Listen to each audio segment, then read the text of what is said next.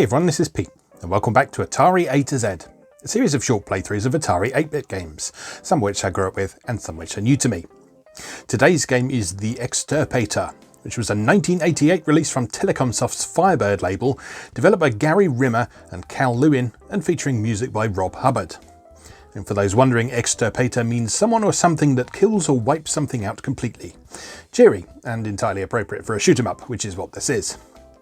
So, this scrolling shoot-'em-up has had a somewhat mixed reception over the years, with praise often being levelled at its impressive visuals and use of parallax scrolling, which is quite unusual to see on the Atari 8-bit, but criticism is often directed at its large sprites and its slightly dodgy collision detection. People can't even agree on whether or not the Rob Hubbard music on the title screen is one of the best pieces of music on the Atari 8-bit, or a poor imitation of the Commodore 64 classic tune it's covering. So, let's go see for ourselves. Let's go play the Extirpator. Okay, here we are with the Extirpator from Firebird, with a bit of Rob Hubbard soundtrack on the title screen, based on the Sanction Loader, I believe is what this is based on. And it's a slightly migraine-inducing background there, so don't stare at that too long, because it's a little bit weird. Anyway, start to begin, escape to abort, tab for scores. Let's just hit start and off we go. And unfortunately we don't have the music playing while we actually play the game, although apparently there is a means of getting it to do that. Apparently if you sort of reset the game and then start it up, it seems that the music will continue playing.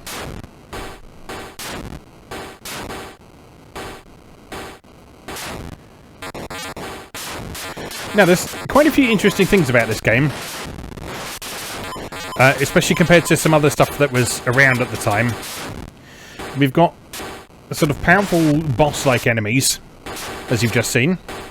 We've got parallax scrolling down at the bottom of the screen, very unusual to see on the Atari 8-bit.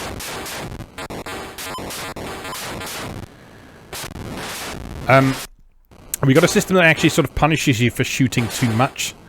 You see up in the upper left corner of the screen there's a power charge gauge.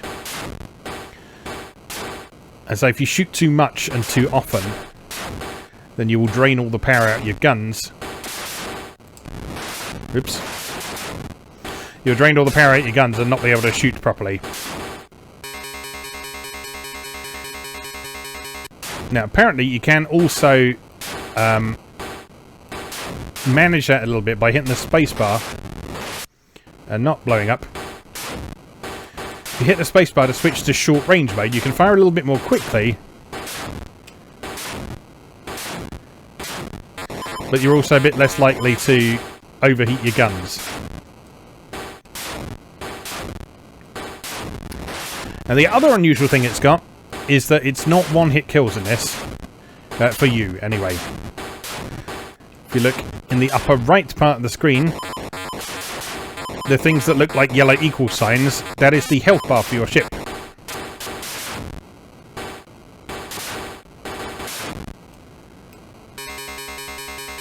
So you don't actually lose the life in this until you run out of health, which again was very unusual for shoot-'em-ups generally at the time, and still quite unusual for shoot-'em-ups now.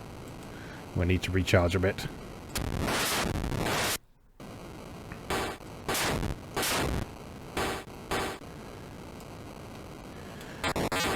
Because so many shoot-'em-ups are a case of you get hit once and that's it. Whereas this one gives you a little bit more margin for error, which is good because the large sprite that you're controlling, the collision detection with it isn't always the best. You may have seen a few moments over the course of this playthrough where the sprite hasn't actually been touching things, or rather the visible part of the sprite hasn't been touching things, but it still hurt me regardless. They're in the stage 2-1 now. Running very low on lives.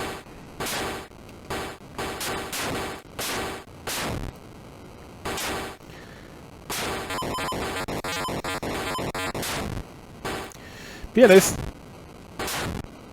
a decent amount of variety in this game, particularly in the backdrops. And it seems in the enemies as well. I mean, yes, you do see a lot of the same enemies over and over again. Whoops. But it does also introduce some new enemies to you as you progress through the game as well. And that is game over. Type your name. Clear to delete name. Alright. Pete. Alright, well, Gary Rimmer, in his 16 incarnations, beg your pardon, evidently got there before me, but I'm right in the middle. Let's have another go. If we can get off this screen. Right, let's play again. New zone! I'll switch straight to short range mode. As I feel like we were having as good results with that as we were with the long range guns, and you can fire them more quickly. And I didn't really run into overheating issues all that much as well.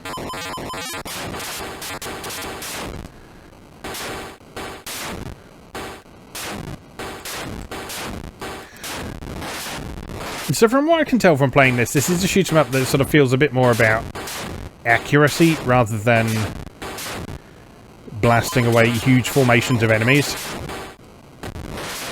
And in fact, that was relatively common at the time. When you think about sort of how shoot 'em ups began with fixed shooters like Space Invaders and Galaxian and that sort of thing, it makes sense for scrolling shooters to kind of follow that mold as well.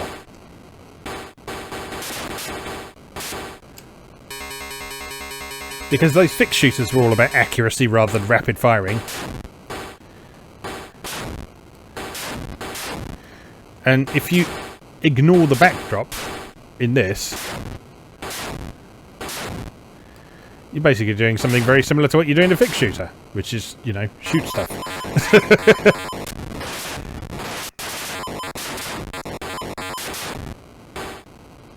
Sounds obvious, but really, the only sort of mechanical difference between fixed shooters and scrolling shooters like this is that scrolling shooters tend to have a sort of progression of enemy formations as you proceed through the stage. Whereas in most fixed shooters, you tend to be dealing with one big formation, like the group of Space Invaders or the group of Galaxians or the formation of Galaga.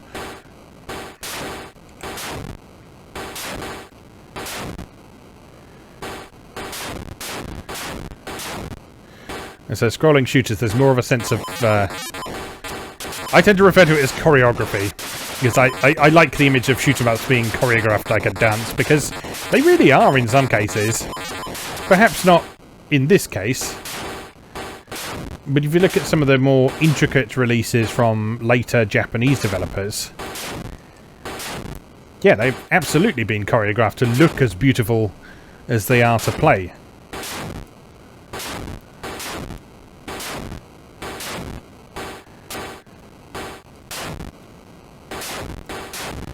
And for the flaws this has, there's some beauty in this as well. There's some sort of inherently aesthetically pleasing formations of enemies that we're seeing, and the way they move is quite appealing.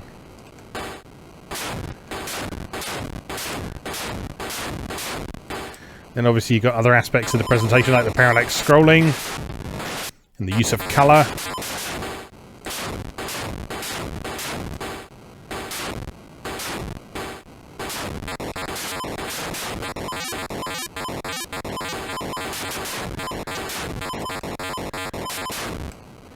I think if I played this back in the day, I would have been very impressed with this. Damn it!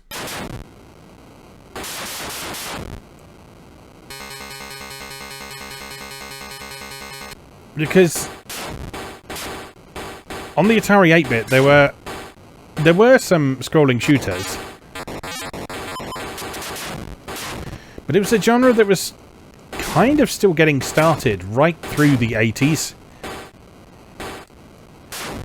And so developers of scrolling shooters on the Atari 8-bit in particular, I know there's some good ones on Commodore 64, but there's some really bad ones on Atari 8-bit. There's some really good ones as well, of course. There's the Caverns of Mars games. There's the Tale of Beta Lyrae. Pretty sure there's a version of Scramble.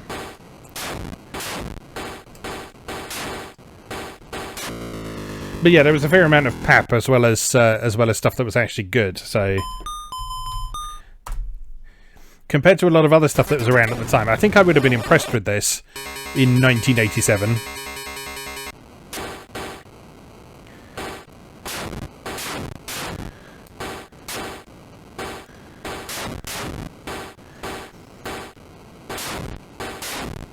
Just the sort of general aesthetic of this, the use of colour, the way the way that shading is used, and the detail in the background and on the sprites and that sort of thing. These are all aesthetic elements that come to mind when I think of, quote-unquote, a good-looking Atari 8-bit game.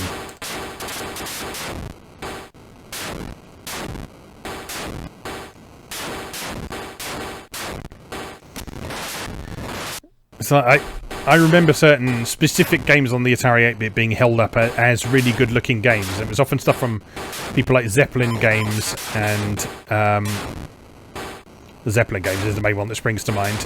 Stuff like Zybex and Draconis and that sort of thing. They had a very distinctive aesthetic about them that was markedly different from the Commodore 64 counterpart of those games as well, where it existed.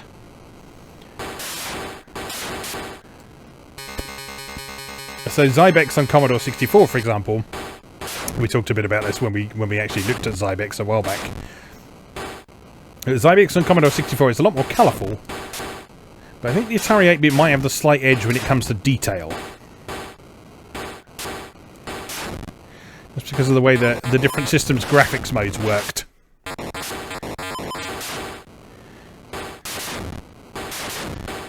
The Atari 8-bit's colour palette was also a bit more vibrant than the Commodore 64's as well. That's not to say that the Commodore 64 is bad, but it's just got a very distinctive look of its own that makes it immediately recognisable. And likewise, it makes Atari 8-bit games from the same period stand out in their own way as well.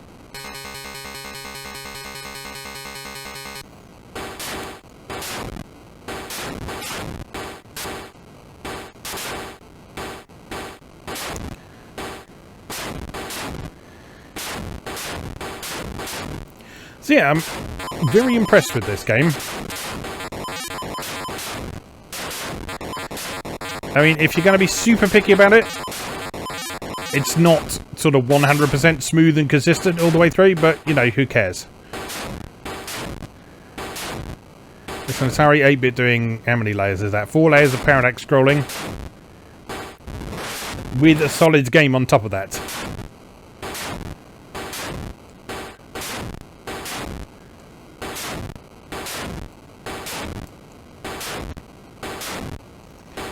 And while that game may not be the most complex shoot-'em-up you've ever seen, it's certainly a competent and solid shoot-'em-up. And better than some other games that I've played in the genre as well, for sure.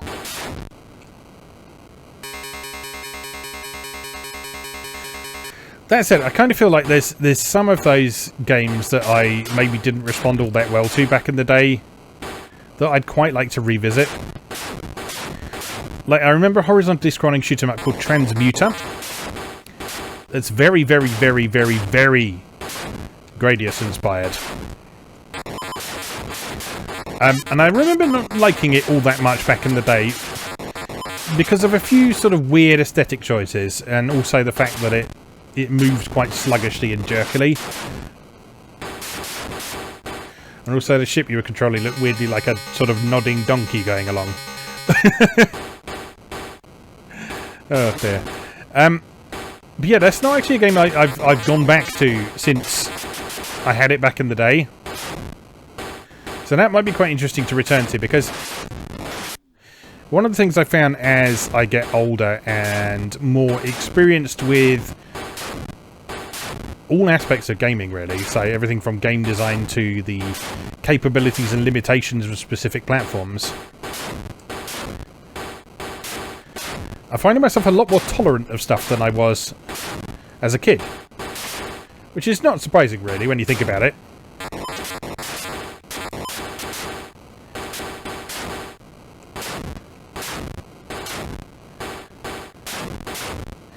But it does open up the prospect of returning to stuff that you maybe didn't enjoy all that much back in the day,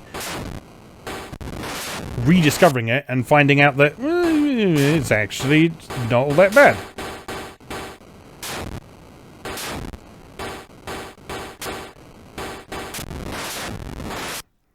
I can certainly think of a few games where that's happened, where I didn't understand the games back in the day. I didn't understand what the games were doing or what I was expected to do in them.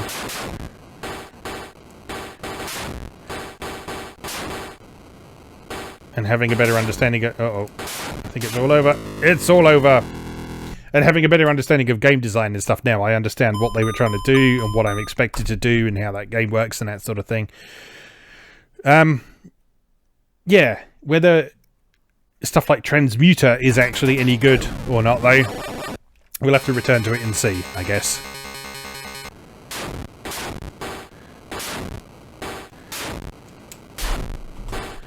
But yeah, when I play stuff like this, it makes me think of...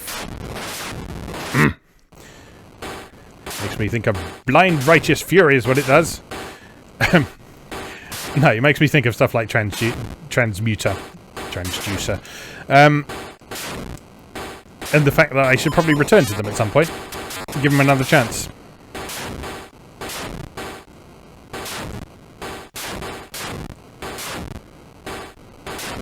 Because not only does your knowledge level change over time, but your tastes do as well. Oh! That was dumb.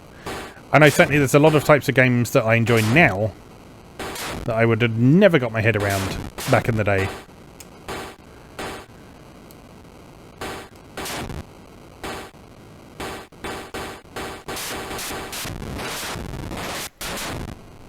Oh, damn it.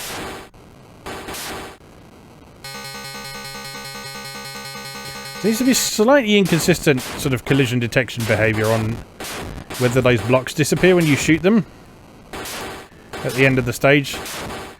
I don't know if you have to hit them square on or something like that, but...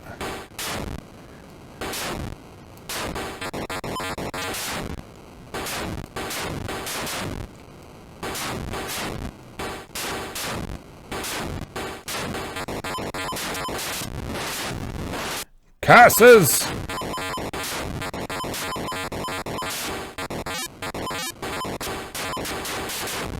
Do like the enemy design in this. It's a really nice variety of different enemy ships and sort of monsters, and I don't know if I'd call them bosses because they don't really guard the end of stages as such, and they're not super difficult to defeat, but they are more powerful, larger enemies.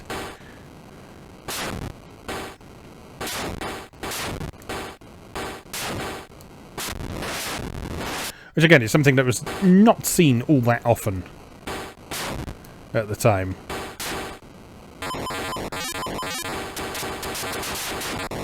And pink space whales.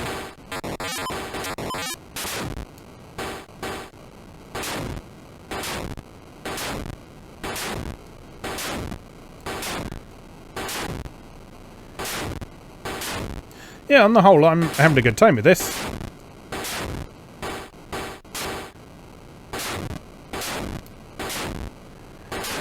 There are better shoot-em-ups out there.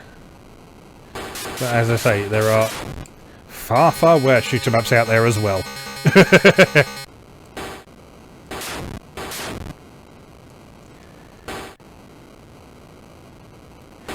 And it's always interesting to try something that you were maybe slightly familiar with, but never actually played. As I remember seeing this advertised back in the day and thinking, that's a weird name for a game. I mean, obviously, having now looked up the definition of it, it makes perfect sense, but...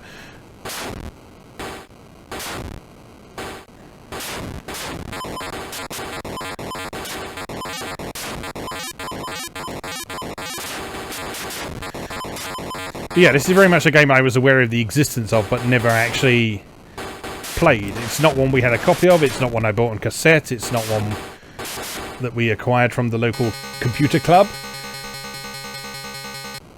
But I do remember seeing it advertised in magazines like Page 6 and Atari User. Offhand, I don't remember seeing it reviewed. But I have to look back over some of those past issues and see if I can find a review of it, because that might be quite interesting to see how people responded to it back at the time, because I think it would have been quite well received. As I say, there's certain aspects of it that would have been obvious back then, like the occasionally questionable collision detection.